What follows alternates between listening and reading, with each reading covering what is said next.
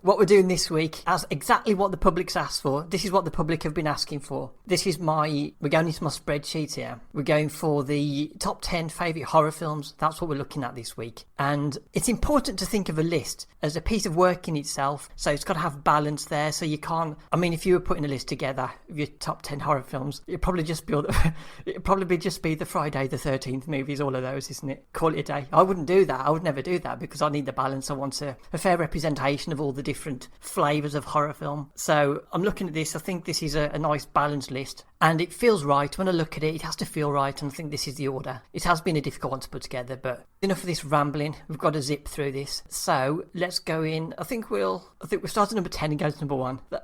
That feels like the best way to go about it. So number 10, it's à l'intérieur, or Inside, the extreme French horror film that was part of some kind of new wave of French horror. I didn't like all of those movies. There's one in particular that I really disliked, Martyrs, but I really like this one. And one of the things I think is important when you're picking films for a list like this is that you've watched it a lot of times. Rewatchability is important to me. So I think I've watched À l'Intérieur twice because it's such a traumatic, difficult film to watch. When I think of this film, I just think of red and blood. It's that grisly and gruesome, but it's very enjoyable, and I think the reason it's on my list is because it had such a huge impact on me. So even though I've only managed to get through it twice, possibly 3 times, there's one time, I remember there's one lunchtime where I thought, okay, I'm going to watch this again today. I couldn't do it. I got 5 minutes in, I thought, no, I cannot watch this today. I'm just not in the right mood. So it is a horrifying movie. This is the horror genre.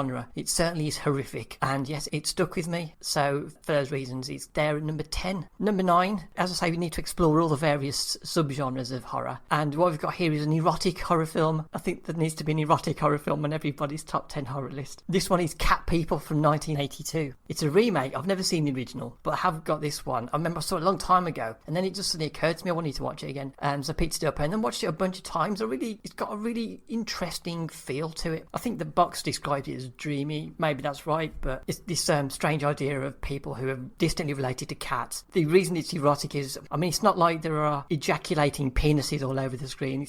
If that's what you want, you're not going to find it here, so don't be misled. You'll have to have your ejaculating penises needs tended to elsewhere. But yeah, this one's just got, as I say, the sexual theme, and there's some extended gratuitous nudity of Nastasia Kinski, who was dating the producer. I don't think she was dating the producer when it started, but I think he was quite taken with, especially if you listen to the director's commentary. I'm sure you're familiar with the director's commentary with Paul Schrader, the writer-director. But I do think it's a very enjoyable film, and if you go in there and you know what it is and you watch it, I can't imagine you would be disappointed. So for me, this is a solid pick at number 9, Cat People. Number 8 is Critters, a pick from my youth, really. This was a film, probably one of the first horror films I really liked. When we were growing up amongst my friends, we just loved this film. We loved Critters 1 and 2. Watched it so many times. And the last few times I watched it, because I still watch it from time to time, I still think it really stands up, the first one particularly. The second one is more of a horror comedy. Obviously this is representative of the horror comedy genre. But the first one seems to have a slightly more serious horror side to it, even if it is a little bit camp and silly. But I do think it stands up, and it was a very fun film. I think it's a fun film. So again, this is probably, it might even be my most watched horror film if you count up how many times I watched it when I was young. So that's an easy choice there at number 8. Number 7, going into the found footage genre, and actually as a bit of a tease, I've got 3 found footage movies in this list. This is the first of them, and it's Cloverfield. And it's a film that, it's not a scary film. I know horror films you would tend to think of as scary. I just think it's a very enjoyable film. It's one that, it's on TV the other night and I saw it was on, so I had to see and watch 15-20 minutes of it. It's just very easy to watch over and over again. I think the monster in the film came in for some criticism, if I remember correctly, but I think the monster's perfectly fine, and they do a good job of doing that. You sort of see little glimpses of him here and there. I enjoy that. Reminds me of RoboCop, actually. When you don't see RoboCop straight off, it's always little glimpses before you actually get the full shot. So yeah, just a really enjoyable film. And also it's really short. It's probably, I think it's got an hour and 20 on the box, but it's got about 10 minutes of credits. So again, that's probably adds to make it being such an easy watch, because it's just very zippy. Just comes in, introduces the characters, then slowly kills them all off. So, it's exactly what you want from a horror movie. So yeah, solid entry there, number 7 from the found footage genre, Cloverfield. Then at number 6, one of your all-time favourite horror films, surely, Suspiria from 1977. I don't need to say too much about this one because I force-fed you about 15 minutes of it when you were around here. But this is a film that Dario Argento film. It may have been the first Dario Argento film I watched, and I remember thinking that this is a director that I might be able to really get into. But it turns out this is the only one of his films I really liked. I think I've seen about 5 of them. I've seen Deep Red and Tenebra and Opera, but they never really did anything for for me, but this one, it's visually, it's fantastic. I know the soundtrack is always one of the selling points. I mean, I think it's very effective in the opening scene. It's got a fairly famous opening scene, but it does look great. It's got a very strange atmosphere. It's kind of arty in a way. It's not a straightforward horror movie. It's got quite surreal and bizarre, and as you know, the strange colour choices at times, but it's very enjoyable. It's a film that I can come back to and watch quite often. So Dario Argento, Suspiria, 1977, in at number 6. Then at number 5, I feel like this is a modern horror film. It's probably quite old by now. It's Scream. I really liked the first 2 Scream movies. Didn't like the third one quite so much, and can't even remember what happened in the fourth. I've never seen it, but the first 2 are fantastic. I really enjoy that self-referential meta deconstruction of the horror genre. I think Wes Craven's probably quite influential. I mean, it's unfortunate that I couldn't find a place for one of his Nightmare on Elm Street films, because I really like them. I do like the first and the third one, but Scream, again, as I say, feels like a good modern horror film, and the second one's strong as well, but the first one's obviously the original. I'd like to say it's influential. I'm not quite sure what films it's influenced, but definitely a classic and an important movie, and a film that I've watched many times, you know, because I've got the trilogy. I always find I have to watch all 3. I can't just watch one at a time. I have to watch all 3, even though the third one's a bit weak, but the first 2 are certainly brilliant films. So Scream in there at number 5. Then number 4, I know you're desperate to find out which found footage movies I've gone for. Number 4 is another one of them. This one's the Blair Witch Project. I have a recollection, tell me if I'm wrong, that you watched this in the middle of the night downstairs with earphones on, which is very committed. I don't think I could do that. I don't think it would freak me out. I think it would freak me out if I watched any horror movie like that. But in any case, what I haven't said about really any of these films, other than perhaps number 10, which I said was horrific, interior was horrific. Blair Witch Project, again, I don't think it's a scary film. I just think it's really well made, and really, it's very enjoyable watching these characters kind of go mad and lose their heads as they get lost in the forest, which is, I'm quite claustrophobic, so I can appreciate that feeling. It sort of reminds me, there was a time when I went into, I don't know if you call it a maze of mirrors or a hall of mirrors. I don't know what I was doing. I went into this thing and had a bit of a freak out because I got into the middle of these mirrors and I couldn't find my way back out. I'm sort of reminded of that when I see these characters going round and round in circles in the forest, not being able to find their way out of it. And the other thing when I think of this film is, I really like the introductory sections where they're meeting the locals, and there's that strange lady who you wonder if she's kind of related to the Blair Witch, which I think from the commentary she's not. It's just a coincidence that she looks kind of witchy. No offence intended. But yeah, very good film, really enjoyable. And I know it's got this, the final scene's always the iconic scene.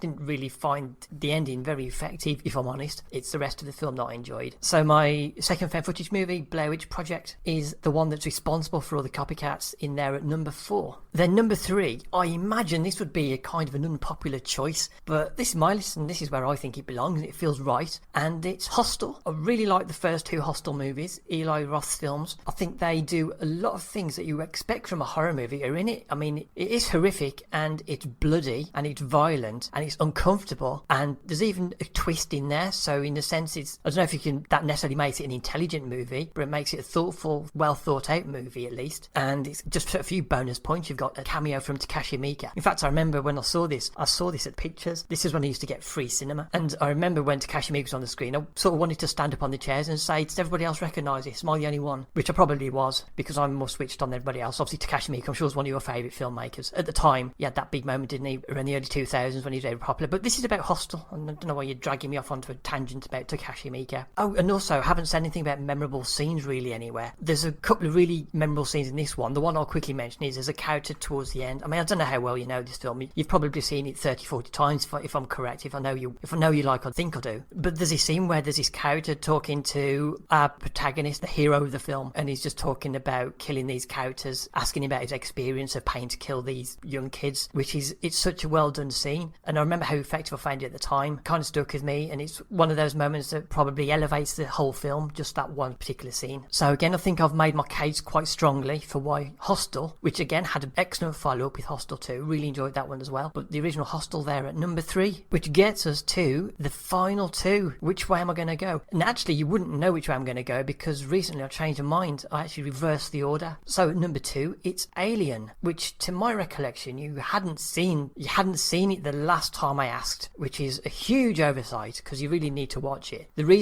One of the reasons I used to have it number 1, because I know it's a better movie overall than my number 1, even though number 1 is my number 1 horror movie, obviously. But number 2, Alien, there's so much going on, and there are so many factors and so many things happening. It's not just how well designed it all is, and you've got this guy H.R. Giger who was brought in specifically to design the creatures, and I think he might have designed some of the interiors as well. But just having somebody there, a proper artist, making those choices and putting his creative input into the film is really important, and it really adds to the whole experience. And while we're talking about the designs, it also makes me think of one of the things I always think when I'm watching this, and it's a film I've watched a lot of times, is I think it's very Lovecraftian, in that I think H.P. Lovecraft would really enjoy this movie. I think he'd enjoy the horror designs. I think he'd enjoy the setting. I think he'd find it very satisfying. And Lovecraft's a huge influence on me as an artist, as a successful, world-famous artist. He's one of my major influences, which I'm sure is one of those things that adds to it when I try to analyse why I like Alien so much. It's got broad appeal, so it's not actually a scary film. It's got some tense moments, and I may have found it a little bit unsettling when I first saw it when I was much younger. But it's a film you can, I mean, if it came on TV at night, you wouldn't have any problem watching it, because it's not going to give you nightmares when you fall asleep. I just love what a complete, comprehensive experience it is overall. An extremely well-made film. No wonder it's a timeless classic, and you definitely should watch it if you haven't already. Easy pick for number 2, and was my number 1 for a while. But the reason it's not number 1 is because, and if you've been paying attention, you'll be aware that this one is a found footage movie, because I said there was 3, and my number 1 favourite horror movie is Wreck. And I can't quite determine whether or not I've ever talked about this film. I know I've talked about it to a lot of people, because it's a film that is at the front of my mind quite often. But where a lot of these movies I've mentioned, I just find them, I just enjoy watching them. This is actually a bit like Interior. I have to be kind of in the right mood, so I've watched it probably 9 or 10 times by now, but I can't just throw it on. And although I enjoy it, one of the reasons it is my number 1 is because I do think of it as the film that scared me the most of all the films I've ever seen. This is the one that did scare me, and it scared me as an adult. And I don't know if you've seen it, so I don't want to give too much away, but it's the final scene. It really unnerved me to the point where I didn't like walking around my own house at night. There was even a time, I remember it was on Sky Movies, I woke up in the middle of the night to just put the TV on just to find something to fall back to sleep to, and this was on, and I had to turn it straight off. I thought, there's no way I can have this on while I'm trying to fall asleep. And obviously Wreck has got